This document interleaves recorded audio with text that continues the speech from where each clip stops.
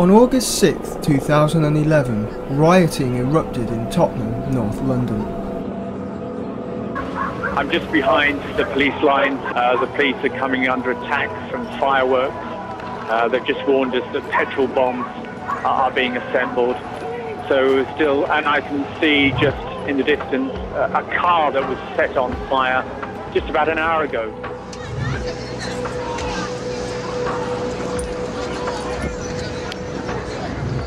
What ensued was one of the worst cases of mass public disorder in recent history.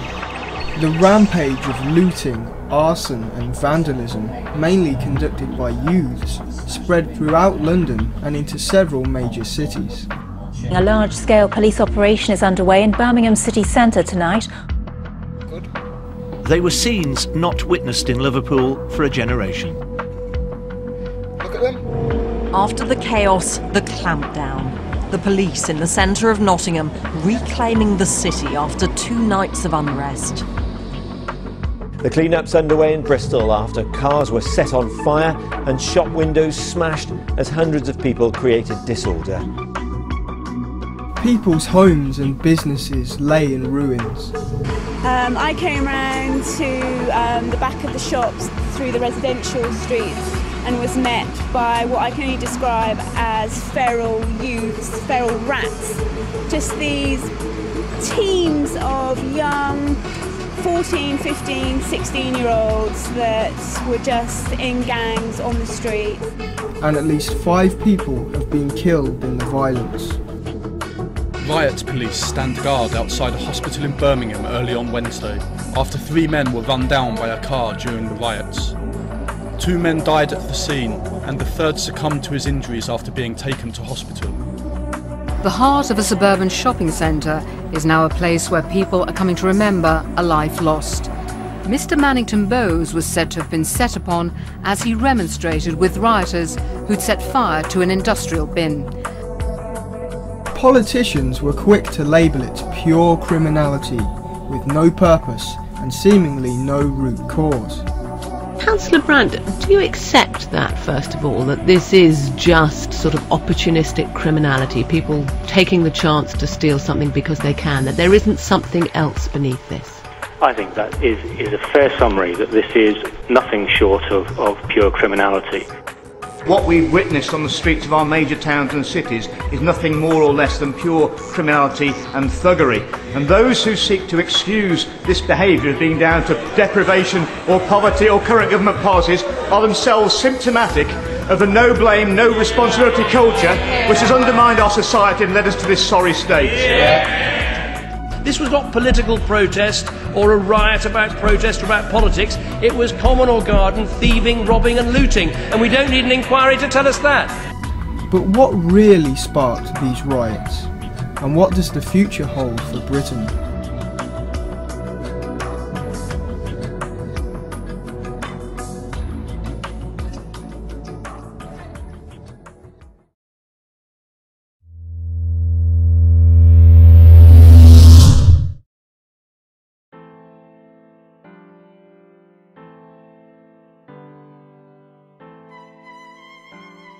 On August 4th, Mark Duggan, a 29-year-old father of 4, was pulled from a taxi in Tottenham and shot dead by the specialist firearms command.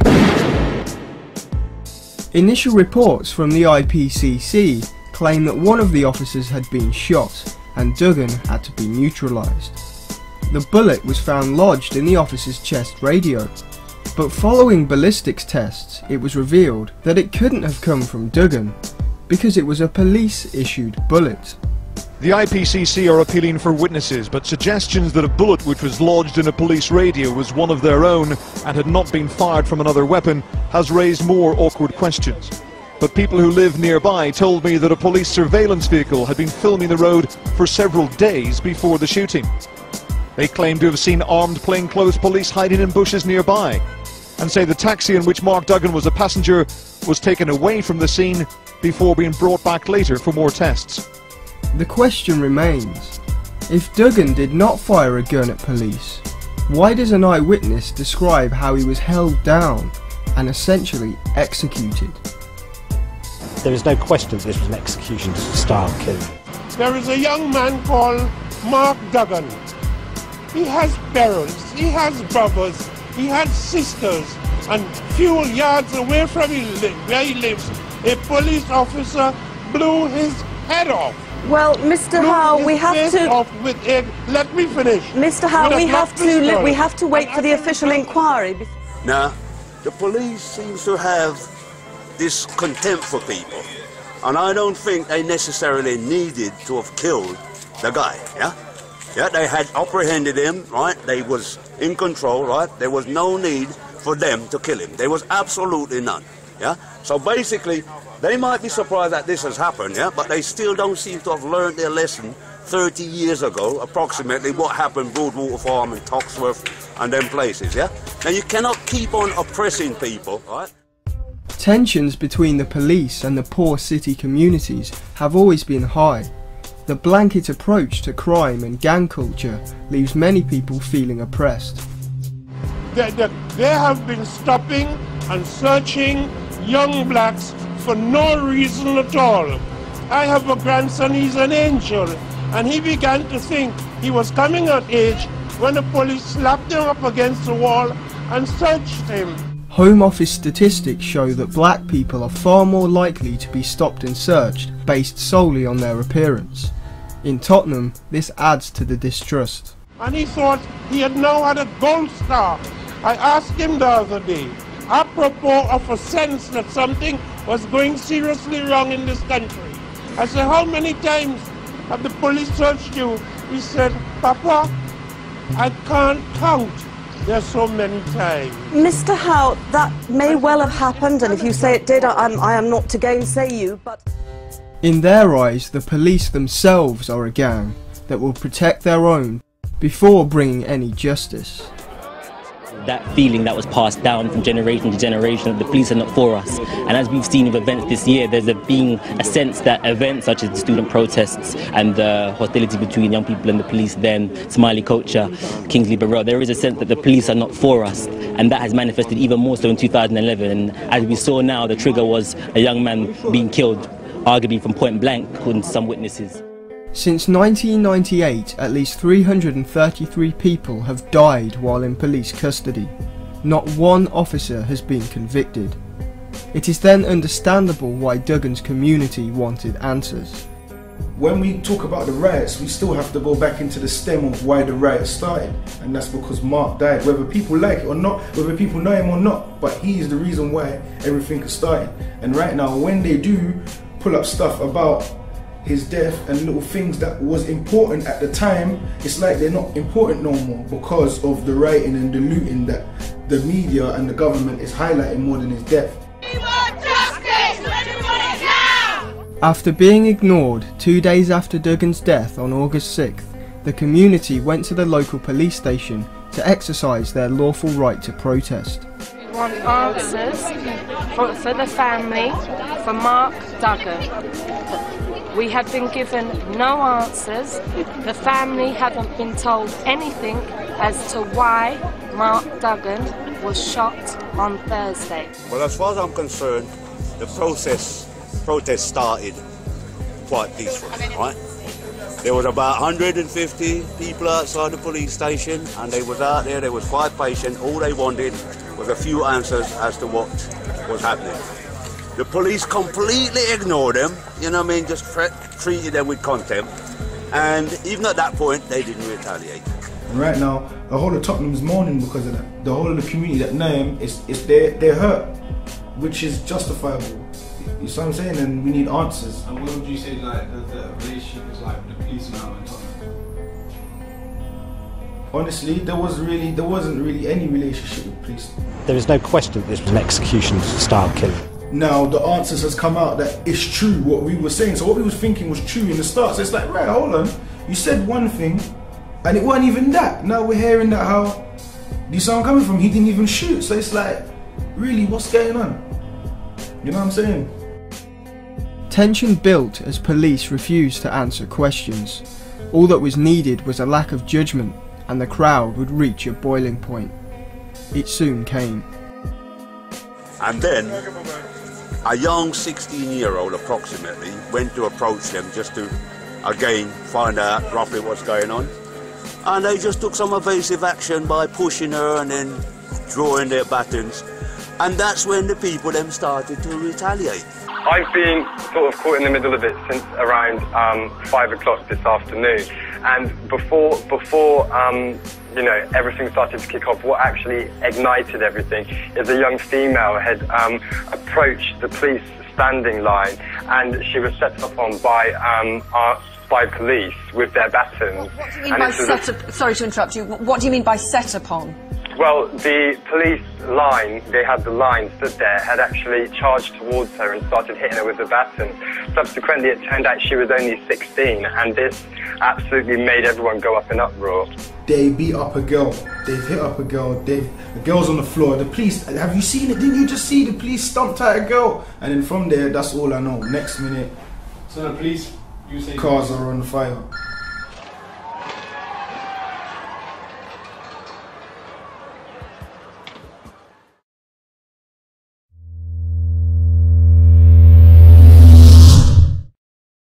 Although the establishment won't like to admit it, the initial catalyst was clearly down to dubious police actions and a culture of distrust between the police and citizens.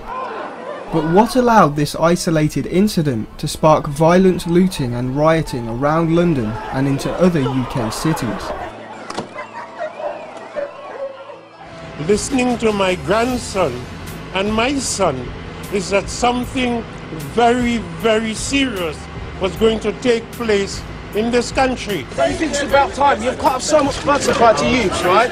Connections have stopped, yeah? The job that I'm working in now, I've only got this job up the road at Swinton Insurance, yeah? I only got that job because of connections. You cut off EMA, okay? You've cut off so much stuff, right? There's a knock-on effect to everything, and look what's happened, right? The youths are running around, okay, stealing, yeah? Now they're looting and all this stuff. There's a reason for everything, Boris, okay? And think about the amount of times you are cutting and cutting and cutting, and then you're putting off youth fees, okay? I've got so much friends who actually want to go to university, but have stopped, okay? Those that say austerity and poverty play no role in the wider context of the riots tend to be politicians trying to defend the cuts, or those that are still living comfortably. Feral rats. Funnily enough, Nick Clegg predicted unrest on the streets if an out-of-touch Tory party came to power. There was a danger in having any government of whatever composition led by a party which doesn't have a proper mandate across the country, trying to push through really difficult decisions. I think a lot of people will react badly to that. But rioting in the streets, it's a bit much. I think there's a very serious risk.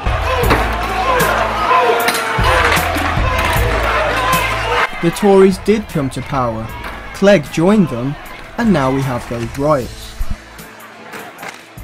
But if you looked at young blacks and young whites with a discerning eye and a careful hearing, they have been telling us, and we would not listen, that what is happening in this country to them. Mr. Howe, if I can... Although these riots don't seem to have a conscious political aim like the student protests, they are the result of the political decisions made by our leaders.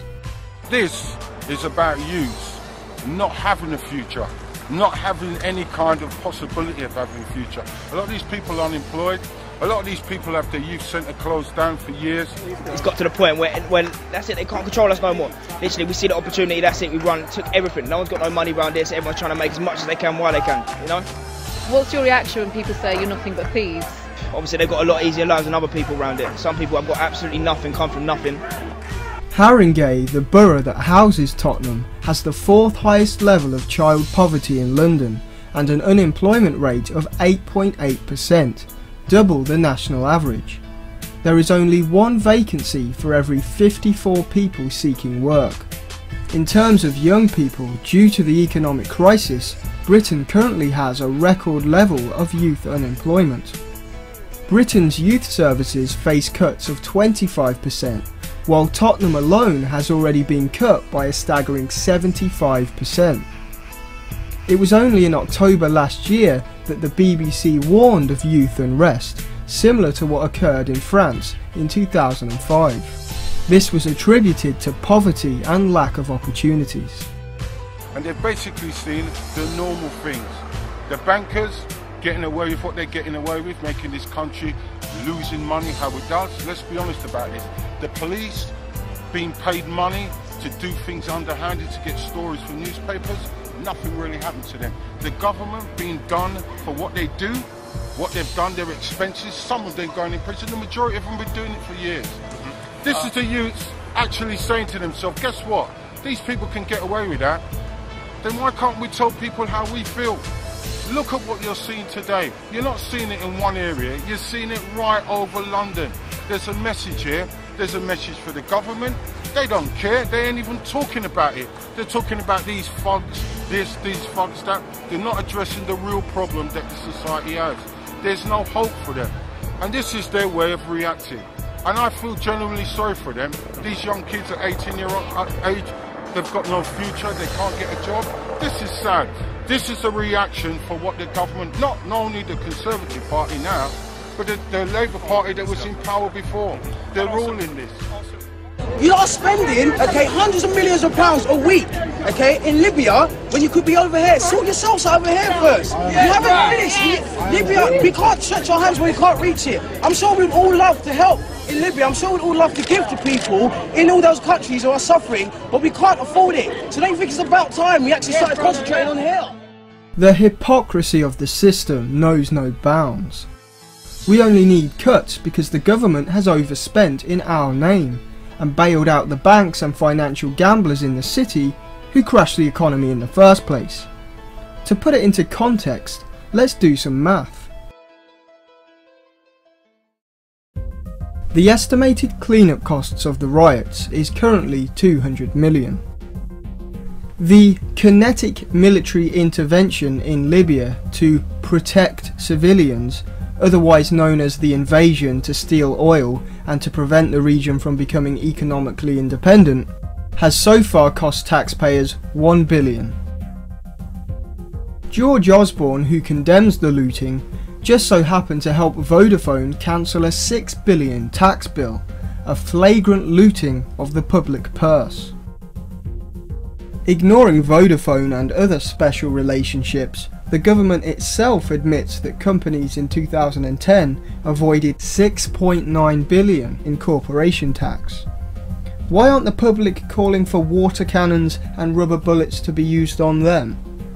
Is it because they wear suits? And finally, the cost to the taxpayers of bailing out the banks is approximately $850 billion. To be on par with this corporate and financial looting, the feral scum of the inner cities would have to repeat the riots 4,320 times. The unfair system that loots billions from the people has just as much, if not more, explaining to do than those involved in the riots.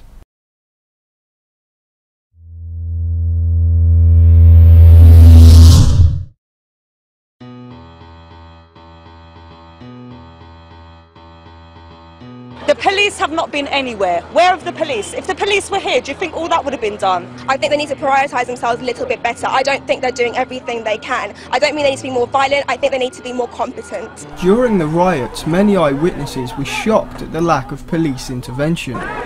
Looters chose to risk it because there was literally not enough officers stopping them.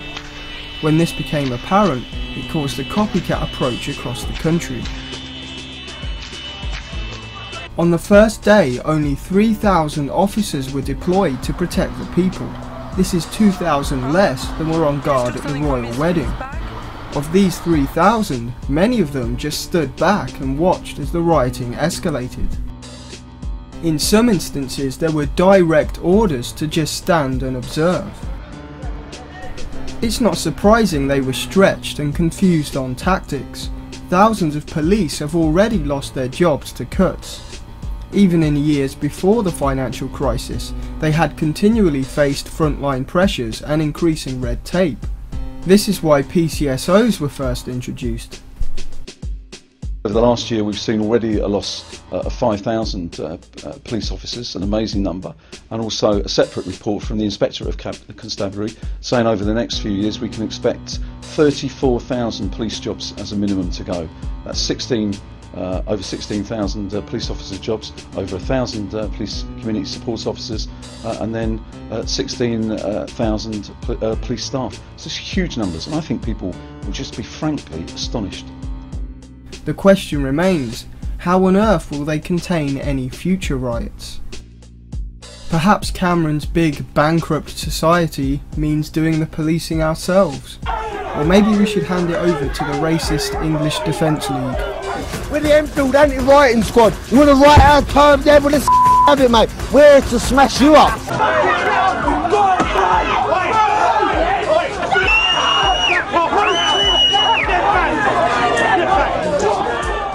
One solution being offered is to privatise policing, but this raises all sorts of questions about accountability and effectiveness. Is it wise to mix justice with profits? And with the current community safety scheme deploying personnel onto the streets after just 2 weeks of training, poor decisions and cases of brutality can only increase. Rioters are now being convicted of their crimes, but some of the bizarre punishments will only re-inflame the situation. Look, if you are caught being involved in any way in this rioting and in this looting, any single member of your family, we will throw you out of your council houses. Well, I think that is helpful, frankly, because we've got to find ways of enforcing responsibility in our society. Now, look, if you live in a council house, you're getting a house at a discount from what other people have to pay, and so with that should come some responsibilities. More than 100,000 people have so far signed one petition suggesting the government should retract all financial benefits being paid to those found guilty of looting. That means it may be one of the first public bills to be debated in the Commons, and may even become law. Because of course making youths homeless and completely penniless is going to get to the root causes of inequality in our society.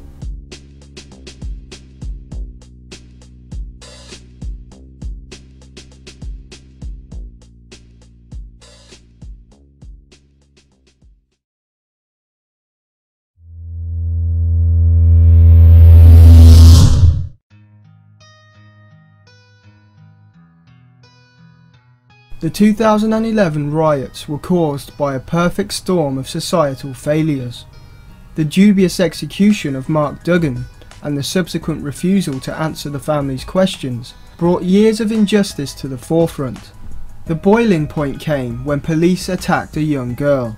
Violence was met with violence, and this ignited a wave of youth rioting all across the country. Crippling austerity measures exacerbated the situation, both on the psychology of the rioters, who now have nothing to lose, and the lacklustre police response, who had to deal with low initial numbers and orders to stand and observe while the rioting spread. The perpetrators of the system, and those that desperately cling to it, are refusing to acknowledge this wider context. Politicians do not want to concede that their hypocrisy, their complicity in the corrupt financial system, and their cuts helped create the unequal environment from which the riots developed. The general public do not want to concede that Britain is a failing state, no different to any other European or Arab country, because in doing so they'd have to admit that sometime in the future they might have to take to the streets, not by choice but by necessity. Their collective ignorance is only prolonging their agony. By the time they realise they've been living a lie, it will be too late for rational discussion or workable solutions. Living within our means is all fine and well, but our means are being taken away by bankers and politicians who haven't been living within theirs. It's not the general public that borrow inconceivable amounts to fund illegal wars or to prop up failed utopian dreams like the EU. It's not the general public that gamble with financial derivatives and crash the economy. The UK's national debt to the bankers is currently set at £4.8 trillion and is increasing exponentially. It's the general public that will be living in increasing poverty to foot the bill. It may have been iPods and TVs this time, but what happens when it's food? When you take a loaf of bread, will that be pure criminality with no root cause? Will it be dismissed because it's not political? If people weren't so dumbed down by state-owned and corporate monopoly media, maybe there would be more political action. First, you've got to get mad. You've got to say, I'm a human being. God damn it. My life has value. We are all in this together. So why can't we come together and turn our attention to the real culprits? It's not those on benefits, it's not black people, it's not public sector workers or private sector workers, it's not the lower classes, it's not the middle class. And voting any of the political parties next time around won't fix it. The bankers have looted 4,250 times more of the people's money than any of the rioters. And none of your tax money is going to clean up that mess. Yours, your children's and their children's tax money has already been signed over to the bankers. The sooner people wake up to the reality they live in, the sooner we can address these issues peacefully.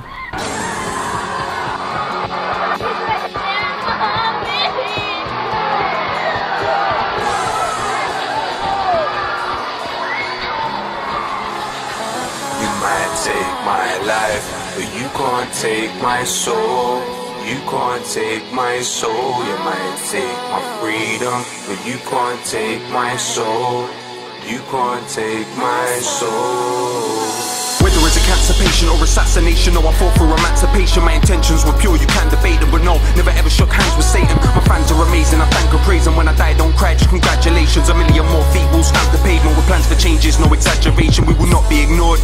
You'll be rocked with the force of the bombs that you dropped in these wars. I will not be fought, and I consciously thought it was wrong, so I constantly thought peace is something I would really adore. But we are at war, so give me a sword. A million caught, but still be assured when you kill me, there will be a million more. Born alone and die alone. Those words ringing inside my dome. Best friends are the pen and the microphone.